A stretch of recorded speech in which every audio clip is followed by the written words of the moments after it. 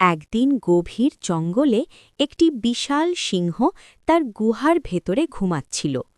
হঠাৎ করে একটি ছোট ইঁদুর ভুল করে সিংহের নাকের ভেতরে ঢুকে পড়ে। সিংহ ব্যথায় আর রাগে লাফ দিয়ে উঠল।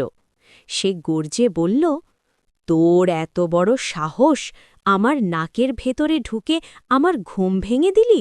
আমি তোকে এক মারেই মেরে ফেলব।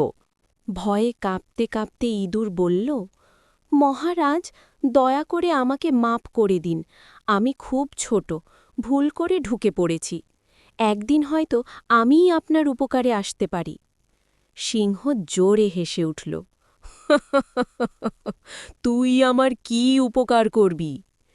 তবুও সিংহের মনে দয়া এলো।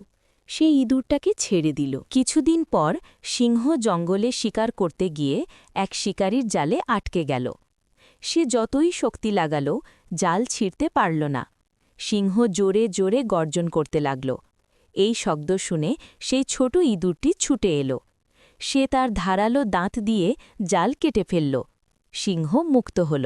লজ্জায় মাথা নুইয়ে বলল, আজ বুঝলাম, কাউকে ছোট ভাবা ঠিক না।